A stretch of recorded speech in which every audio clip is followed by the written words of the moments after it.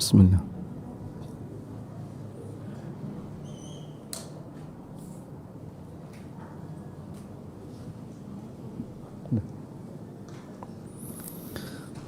Assalamualaikum warahmatullahi wabarakatuh.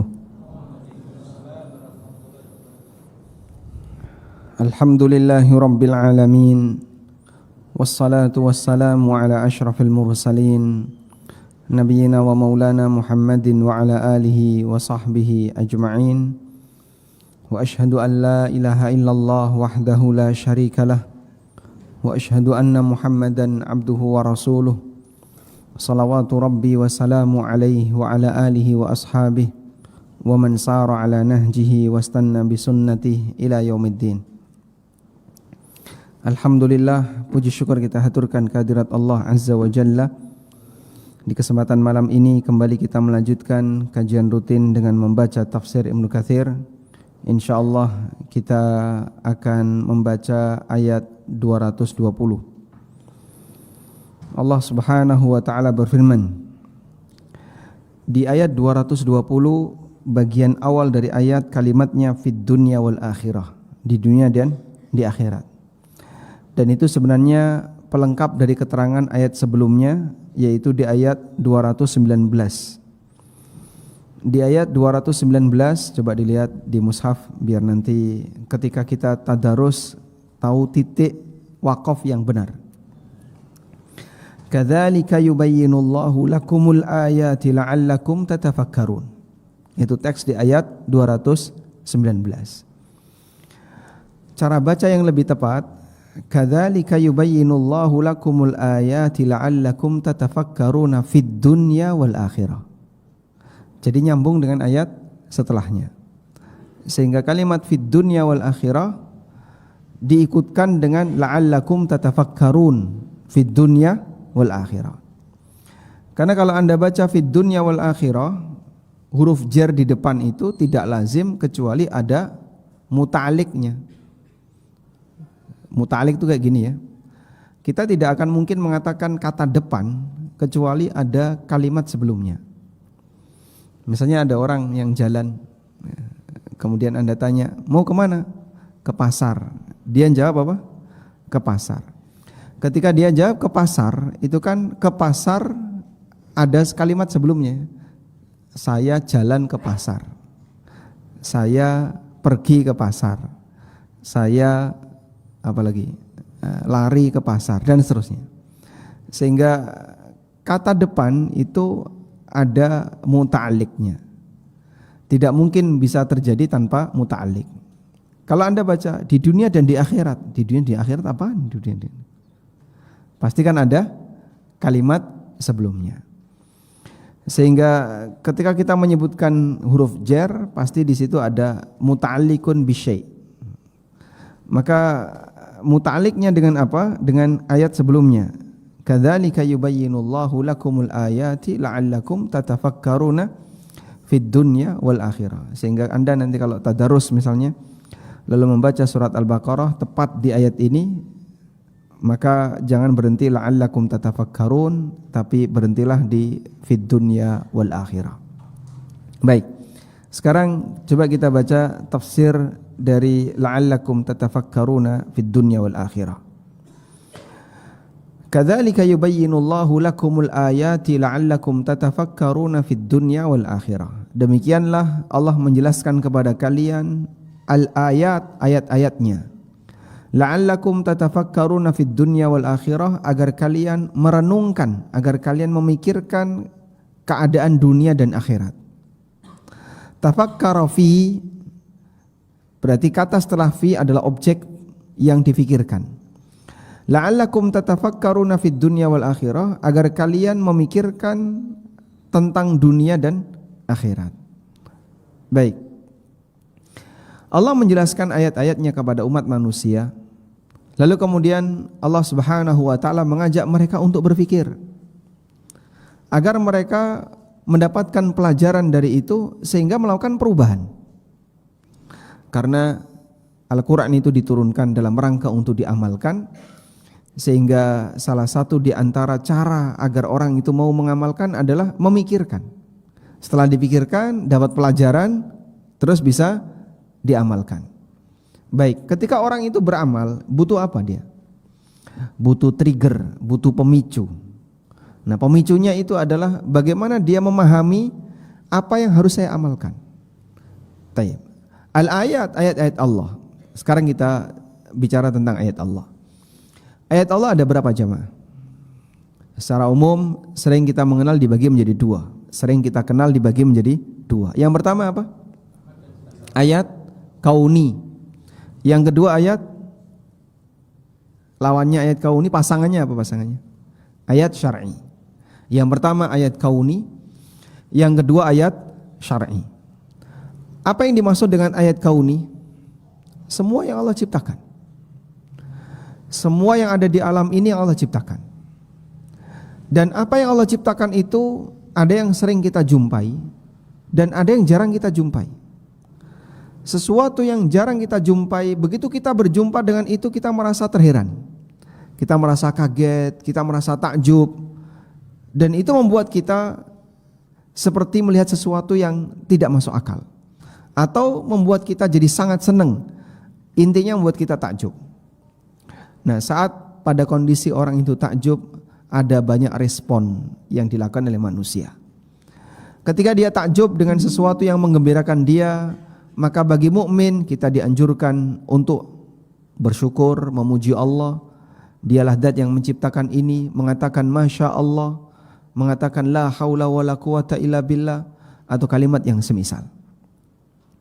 Misalnya, ketika Anda misalnya naik ke atas gunung lalu melihat hamparan alam yang demikian luas, ya. Kira-kira apa yang Anda pikirkan? Hah? Kapan bisa bangun perumahan di sini? Itu developer ya. Apa yang bisa dipikirkan? Wah, saya akan abadikan ini dalam gambar saya. Nah, ini seniman. Apa yang dia pikirkan? Saya ingin terbang di sini. Nah, ini orang yang suka olahraga, yang suka memicu adrenalin misalnya, dan seterusnya. Pikiran orang beragam. Tapi mukmin diajarkan kalau melihat seperti itu, ingat siapa? Pencipta. Sehingga saat dia melihat hamparan alam yang demikian luas, maka dia mengucapkan masya Allah. Demikian luas ciptaan Allah. Hadza khalqullah. Demikianlah ciptaan Allah. Fa'aruni madza khalaqal ladzina min duni.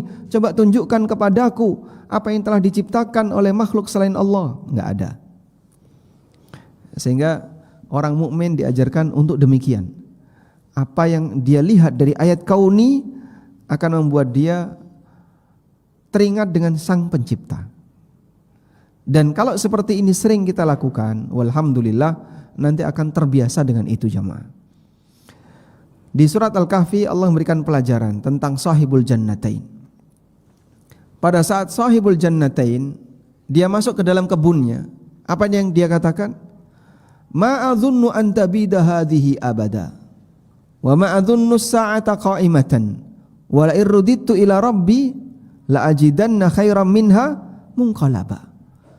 Dia takjub dengan hartanya. Wah, kalau saya punya harta kayak gini, kebun semakmur ini, kebunnya demikian bagus, subur, kayaknya nggak mungkin nih kebun bakal rusak.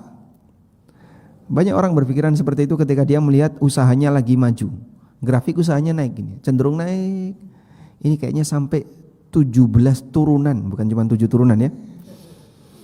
Sampai 70 turunan nggak bakalan habis.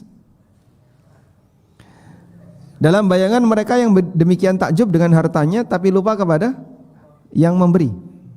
Maka dia merasa usahanya yang dia grafiknya lagi naik, justru dia takjub dengan usahanya, dia takjub dengan dunia itu, tapi dia melupakan penciptanya, dia melupakan yang memberi. Dan ini berbahaya. Maka salah satu di antara hukuman yang diberikan oleh Allah, ketika ada orang yang takjub kepada sesuatu sementara dia tidak memuji Allah, yang terjadi apa? Kena ain. Kena ain.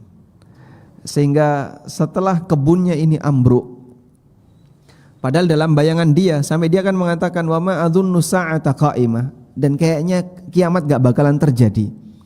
Karena orang kalau sudah kebablasan, sombong dan takjub kepada kekayaannya, Sampai dia mengatakan dunia ini akan abadi. Dalam bayangan dia hidup akan bahagia terus. Nah, orang kalau sudah seperti ini dihukum oleh Allah, jadilah dia kena ain.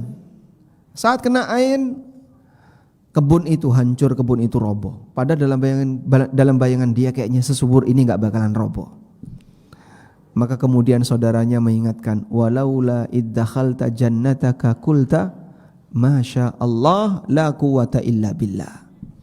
Andaikan pada waktu kamu masuk ke kebunmu lalu kamu takjub dengan kebunmu, kau mengatakan masya Allah la quwata illa billah, maka tidak akan terjadi seperti ini. Kembalikan kepada Sang Pencipta yang telah memberikan kepadamu aneka nikmat kepadanya. Baik, ini nikmat yang pertama, nikmat kauni. Nah, nikmat kauni ini dengan aneka ciptaan yang telah Allah ciptakan di muka bumi ini cukup mudah untuk membuat manusia yang awam agama agar mereka mau ingat Allah. Dalam arti begini, ada orang misalnya ya, dia jarang sholat atau dia tidak dekat dengan agama, lalu diingatkan ada penciptaan-penciptaan Allah seperti ini, sehingga tidak mungkin itu terjadi dengan sendirinya, pasti ada penciptanya. Maka mengajak orang itu untuk kenal Allah ini cukup mudah. Makanya dominan beberapa dai ketika menyampaikan tentang dakwah Islam, di antara pendekatannya adalah ayat kauni. Mimbar Maskam UGM itu sering penjelasan ayat kauni ya, sehingga kalau khatibnya dari fakultas teknik nanti bicara tentang teknik lalu mengagungkan Allah. Kalau khatibnya dari kedokteran nanti bicara tentang kedokteran kemudian kembali mengagungkan Allah. Khatibnya dari jurusan kimia juga sama ya, sesuai dengan jurusan. Dan saya kira testimoni semacam ini sudah banyak disampaikan oleh para mahasiswa. Jadi semua mahasiswa tahu nanti yang khutbah dari mana? Kedokteran, oh pasti bicara tentang fisik. Yang khutbah dari mana? Fakultas kimia, nanti bicara tentang kimia. Yang dari teknik juga seperti itu. Tapi nanti muaranya apa? Mengajak orang untuk mengagungkan Allah Subhanahu wa taala dengan aneka ciptaan Allah dari masing-masing sudut pandang bagi masing-masing disiplin ilmu yang mengkajinya. Baik.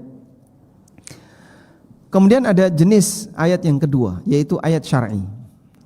Ayat syar'i itu apa? Berupa aturan, undang-undang yang Allah berikan kepada hambanya berkaitan dengan masalah hukum yang mengatur kehidupan manusia.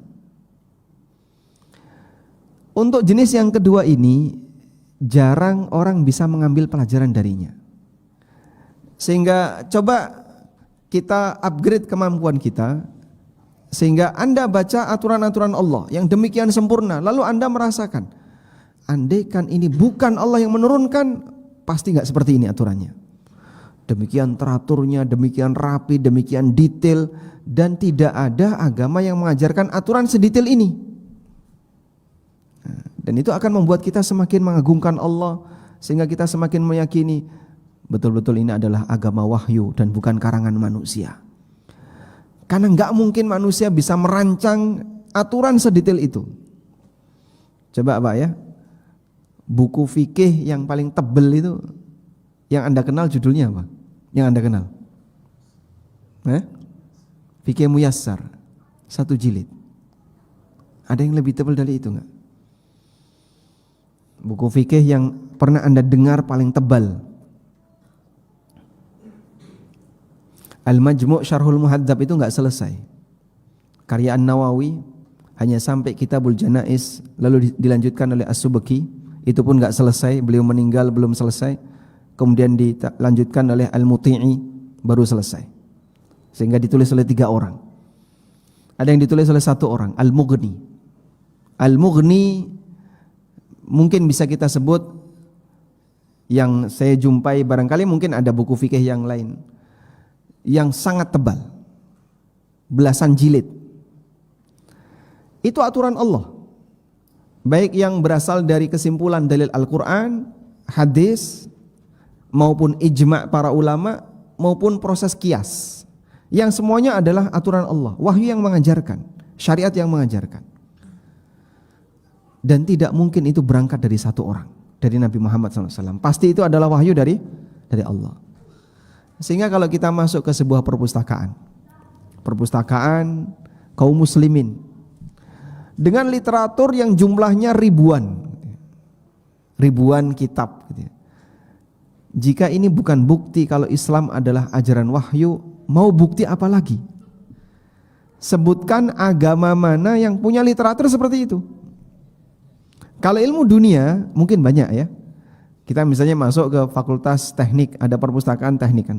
Itu saya masuk di perpustakaan teknik, banyak sekali koleksi buku-buku dari aneka jurusan yang ada di teknik. Nanti mungkin di kedokteran juga Anda akan mendapatkan yang sama, di fakultas yang lain juga Anda mendapatkan yang sama. Tapi itu ilmu dunia. Ya. Sekarang kita bicara untuk agama.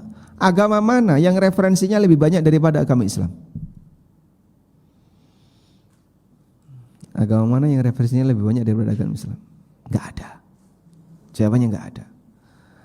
Maka setelah kita paham itu, Masya Allah, tidak mungkin ini karangan manusia. Pasti itu berangkat dari wahyu. Sehingga kalau seperti ini bukan bukti yang menunjukkan bahwasanya Islam adalah agama yang paling benar, Anda mau bukti apa lagi? Sehingga agama yang lain pasti berasal dari karangan manusia. Ada salah satu kawan ya.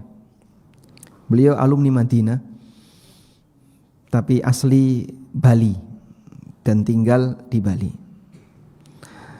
Suatu ketika beliau mendampingi turis tapi dari Timur Tengah. Nah, di sana kan ada aturan kalau guide itu harus punya lisensi. Akhirnya beliau dilarang, Bapak nggak boleh mendampingi turis jadi guide kecuali ada lisensinya. Caranya gimana biar saya bisa dapat lisensi? Anda harus ikut tes untuk bisa mendapatkan lisensi. Nah, kemudian beliau daftar, ikut tes. Nah, yang ngetes itu siapa? Yang ngetes salah satu orang sana nyebutnya bedande. Bedande itu kalau bahasa kita kiai, tapi di agama Hindu. Kemudian bedande ini memberikan modul setebal 50 halaman. 50 halaman. Isinya penjelasan tentang distribusi atau penyebaran dewata di Pulau Bali. Jadi di sini ada dewa apa, di sini ada dewa apa, kemudian kenapa di situ ada dewa itu, terus latar belakangnya dari mana dan seterusnya. Itu ada ceritanya di buku 50 halaman tadi. Beliau alumni Madinah ini. Akhirnya buku 50 halaman ini diringkas jadi 10 halaman. Udah? Kemudian masuklah ruangan ujian, ternyata ada puluhan orang di situ dan rata-rata beragama Hindu. Beliau yang muslim, alumni Madinah. Dikasih soal, selesai pertama dengan nilai 100. Sementara yang lain enggak ada. Maka itu yang membuat yang ngetes heran.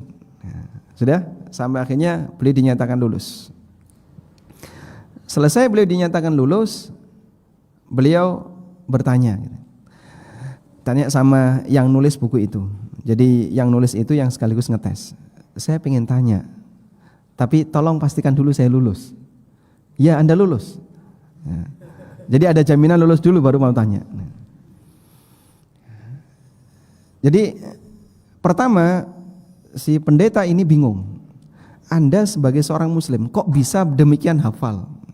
Lalu beliau sampaikan, Al-Quran setebal ini dihafal, apalagi cuma 50 halaman. Sementara peserta yang lain yang seagama dengan penulis justru mereka nggak ngerti. Akhirnya beliau tanya, saya sudah baca buku Anda, bahkan sudah saya ringkas, tapi saya tidak menjumpai referensi satupun. Nggak ada referensinya, 0 referensi. Cuman katanya, konon ceritanya, konon katanya, gitu semuanya isinya. Sehingga dalam modul yang isinya adalah doktrin berkaitan dengan posisi-posisi, di sini ada dewa ini, di sini ada penunggu ini, dewa, penunggu itu kan dewa ya, dewa ini, dewa ini, dewa ini, itu konon ceritanya, kata leluhur seperti ini, kata tanpa referensi. Dan ini sangat berbeda dengan nuansa ilmiah dalam agama kita, sehingga ketika kita bicara ini haram, referensinya apa? Quran berbunyi demikian. Loh, kamu dapat Quran dari mana? Allah mewahyukan kepada Nabi SAW. Kemudian Nabi menyampaikannya kepada para sahabat. Sahabat mengajarkannya kepada generasi terus seperti itu hingga sampailah di tempat kita.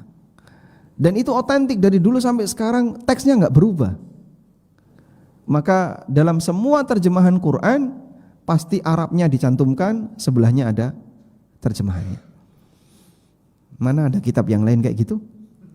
Demikianlah salah satu di antara bukti betapa Al-Quran adalah kitab yang dijaga keotentikannya. Sehingga kita akan bisa mengenali dan semakin meyakini kebenaran dari ajaran syariat. Dan itu salah satu di antara bukti perenungan ayat kauni. Jadi kalau Anda datang ke naik gunung kemudian melihat hamparan alam yang luas, lalu Anda merasa takjub, kemudian mengagungkan Allah, itu Anda takjub dengan ayat kauni. Tapi kalau Anda bisa meresapi ayat syar'i, berarti naik tingkatan. Karena seperti inilah kondisi para sahabat. Mereka ketika melihat syariat Allah demikian lengkap, semakin yakin ini datang dari Allah, wahyu, bukan buatan Muhammad sallallahu alaihi wasallam. Karena itu dikatakan oleh Al-Hasan dari As-Saq Al-Ishi, beliau mengatakan, syahidul Hasan wa qara'a hadhil ayah. Aku pernah mendatangi Hasan, wallahu alam ini mungkin Hasan Al-Basri, wa qara'a hadhil ayah, dan beliau membaca ayat ini minal Baqarah, di surat Al-Baqarah, la'allakum tatafakkaruna fid dunya wal akhirah, agar kalian merenungkan, memikirkan tentang dunia dan akhirat. Qala, kata Al-Hasan, hiya wallahi liman tafakkara fiha, demi Allah orang akan mendapatkan pelajaran bagi yang merenungkannya. Liya'lama anna dunya daru bala'in thumma daru fana'in, agar orang itu kenal bahwasanya dunia ini adalah negeri ujian. Sehingga Anda itu sedang diuji oleh Allah. Diuji dengan apa? Pertama, ujian kauni, ujian takdir. Ujian takdir itu apa yang Anda rasakan gak enak itu ya. Entah sakit, kecelakaan ya, ujian gagal, lamaran ditolak dan seterusnya. Itu semuanya ujian kauni yang menurut Anda gak enak. Dan yang kedua, Anda juga mendapatkan ujian berupa ujian syar'i. Apa itu ujian syar'i? Hukum Allah. Anda mendapatkan ujian syar'i berupa hukum Allah. Dikasih aturan halal haram, ini boleh, ini enggak boleh, ini dosa, ini enggak dosa. Itu adalah ujian syar'i. Dan dua ujian ini harus dipenuhi. Ujian kauni bekal utamanya apa? Sabar. Sehingga ketika dapat ujian yang enggak enak, bertahan, sabar. Hidup ini sementara. Kata Al-Hasan, liya'lama anna dunya daru bala'in, anna dunya daru bala'in, thumma daru fana'in. Agar orang itu mengenali bahwasanya dunia ini adalah negeri ujian, kemudian setelah itu hilang. Setelah itu fana, hancur. Maka sehebat apapun ujian manusia, itu tidak selamanya ketika di dunia. Pasti ada ujungnya. Pak, ini jadi orang kok enak terus tuh Pak rasanya Pak. Ya, kok miskin terus, kapan ya Pak saya kaya? Kok utang terus, kapan utangku lunas ya? Ada nggak orang yang berpikiran kayak gitu? Banyak. Sehingga pada saat dia diuji oleh Allah dengan ujian sempitnya materi, kekurangan fisik, ujian sakit dan seterusnya, dia berpikir, kenapa saya tidak punya seperti itu? Katanya dunia itu titipan, tapi kenapa kok cuma dititipkan sama orang kaya? Oh, mikir kayak gini juga. Baik. Jadi pada posisi ketika dia diuji dengan materi, dia nggak sabar. Maka sadarilah bahwasanya ujian materi sehebat apapun ada ujungnya. Ujungnya adalah kematian yang bersangkutan atau fananya dunia ini. Yang kedua, ada ujian syar'i. Ini lebih berat sebenarnya. Karena Anda dituntut untuk sesuai dengan hukum Allah. Di situ ada aturan halal haram. Maka kalau ada orang yang mengatakan, hidup ini kok rumit toh? Kamu jadi orang kok rumit. Rumit maksudnya gimana? Udahlah kayak gitu, nggak usah dipelajari, bikin rumit aja. Kalau kamu nggak mau ujian ya sudah, keluar dari kelas. Ada salah satu jamaah yang cerita, beliau beli buku saya Halal Haram Bisnis Online, difoto terus di-share di grup, ayo baca buku ini. Nah kemudian salah satu anggota di grup itu komentar, hidup kok rumit. Dalam bayangan sebagian orang yang tidak mau mempelajari aturan syariat menganggap ini rumit. Dan memang demikian. Jadi kita, teman-teman yang sering kajian salaf ini, dianggap oleh orang luar manusia rumit.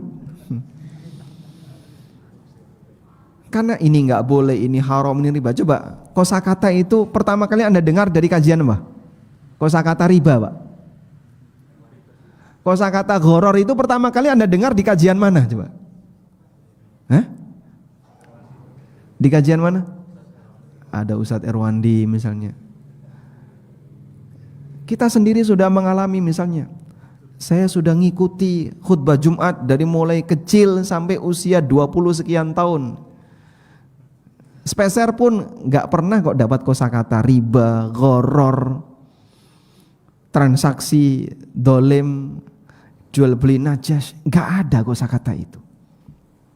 Sehingga tentang riba, ghoror di kajian Syiah nggak ada, Pak. Betul nggak? Saya nggak pernah saya ikut kajian Syiah ya. Barangkali ada yang punya pengalaman. Baik, saya tanya ini mantan LDII ini, misalnya. Masya Allah. Pernah nggak dapat kosakata ghoror di LDII? Nggak ada. Jadi kosakata seperti ini baru muncul di kajian-kajian yang spesifik bahas itu. Dan alhamdulillah para asatidzah Ahlussunnah mereka memperkenalkan syariat dan enggak ada yang ditutupi. Andaikan ya hukum syar'i itu bisa ditaruh di baskom gitu. Ini ilmu yang saya punya ya. Saya taruh di baskom, silahkan siapa yang mau ngambil gratis gitu. Jadi enggak usah kajian ya. Andaikan bisa seperti itu akan mereka kasih, Pak. Cuman kita kan melalui proses belajar mengajar, ada yang menyampaikan, ada yang mendengar, menyimak dengan sesama. Taib. Di bagian itulah kita jadi kenal mana halal, mana haram, ini boleh atau tidak, sehingga hukum dijelaskan dengan detail. Di tempat yang lain mungkin itu enggak kita jumpai. Dan itu akan membuat kita jadi semakin mengenal dunia ini memang tempat ujian. Saya diuji oleh Allah dengan hukum-hukum ini. Sejauh mana saya bisa menyesuaikan. Dan sebentar lagi saya akan mati, karena hidup ini akan fana. Tsumma liya'lam annal akhirah dara jazain. Dan agar dia menyadari bahwasanya akhirat itu negeri balasan, negeri pembalasan. Sikap kamu ketika di dunia, kamu diuji oleh Allah berupa sempitnya materi, diuji sakit fisik yang kurang dibandingkan temannya. Saya kok lebih gosong daripada teman saya, misalnya ya. Padahal dia berharap lebih glowing misalnya. Saya nggak lebih cakep dibandingkan teman saya. Diuji dengan ujian-ujian seperti itu, maka dia bersabar karena dia tahu nanti akan ada balasan. Atau diuji dengan aturan syariat dan dia bersabar karena dia tahu apa?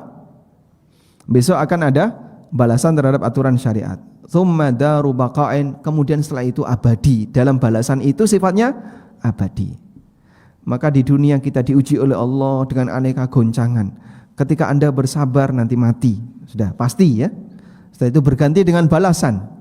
Kemudian setelah itu abadi. Grafiknya lurus sesuai posisi. Ada yang di atas, ada yang di bawah.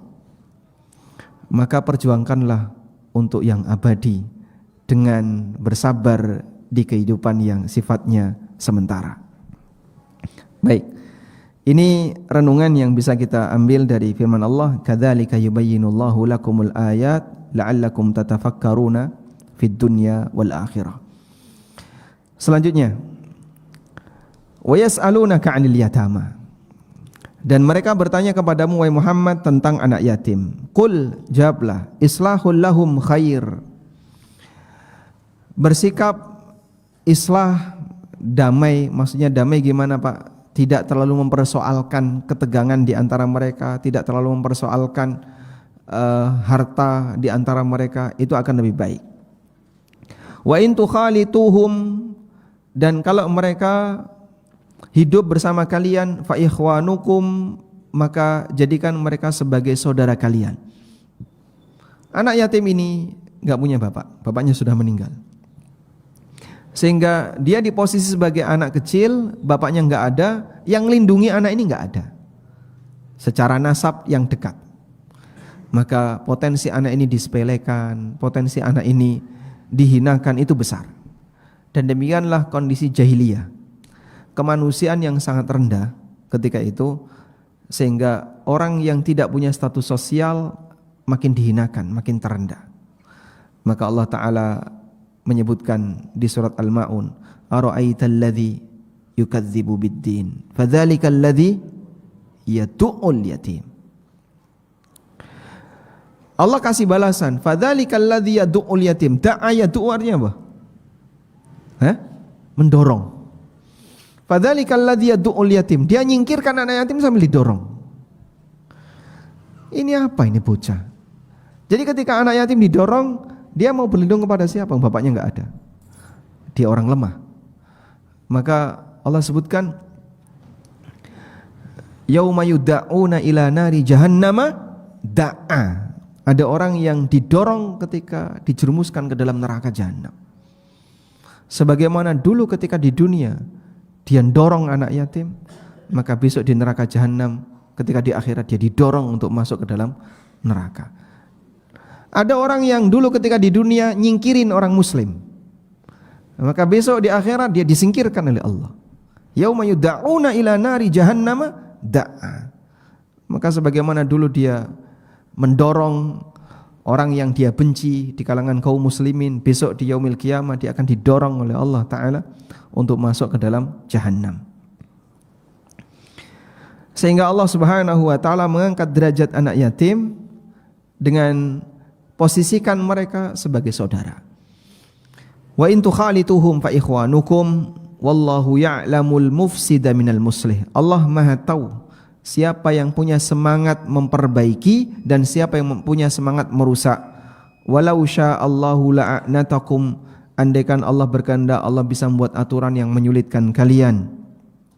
Innallaha azizun hakim. Sesungguhnya Allah zat yang maha aziz, maha perkasa, lagi maha bijaksana. Baik, ada sababun nuzul berkaitan dengan ayat ini. Seperti apa sababun nuzulnya? InsyaAllah kita baca setelah mendengarkan adzan isya. Wassallallahu ala nabiyyina Muhammadin wa ala alihi wa sahbihi wasallam.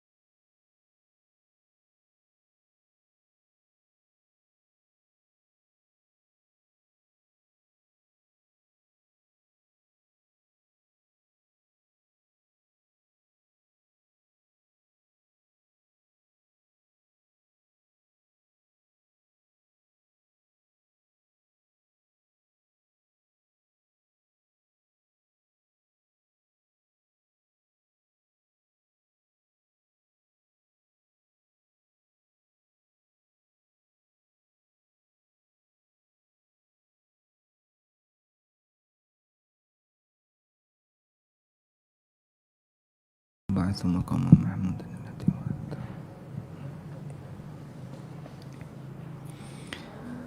Alhamdulillah wassalatu wassalamu ala Rasulillah wa ala alihi wa sahbihi wa mawalah. Wa asyhadu an la ilaha illallah wahdahu la syarikalah wa asyhadu anna Muhammadan abduhu wa rasuluh. Kita lanjutkan membaca sababul nuzul dari ayat yang tadi kita baca. Allah Subhanahu wa taala menyebutkan tentang beberapa aturan mengenai bagaimana cara mengelola harta anak yatim dalam Al-Qur'an. Di antaranya Allah mengatakan bahwa anak yatim itu kalau punya harta warisan jangan dikasihkan semuanya. Tapi apa? Dirawat oleh walinya. Wali itu bisa pamannya, bibinya, atau siapapun yang dewasa di antara anggota keluarganya termasuk orang lain. Allah mengatakan wala tu'tus sufaha'a amwalakumul lati ja'alallahu lakum qiyaman warzuquhum fiha waqsuhum wa qulu lahum qawlan ma'rufa. Janganlah kalian memberikan kepada as-sufaha, orang-orang yang masih bodoh. Yang dimaksud masih bodoh di sini adalah anak yang belum bisa mengelola harta dengan bijak. Amwalakum allati ja'alallahu lakum qiyaman. Harta mereka yang Allah jadikan harta itu sebagai penegak kehidupan. Sehingga harta anak yatim jangan untuk usaha. PR ya. PR masih. Bolehkah menginvestasikan harta anak yatim untuk usaha? Kemudian yang kedua, apakah harta anak yatim itu wajib dizakati? 2 PR ya. Untuk 3? 2 aja. Baik, demikian, semoga bermanfaat. Wassallallahu ala nabiyyina Muhammadin wa ala alihi wa sahbihi wasallam. Wa akhiru da'wana anil hamdulillahi rabbil alamin. Wassalamu alaikum warahmatullahi wabarakatuh.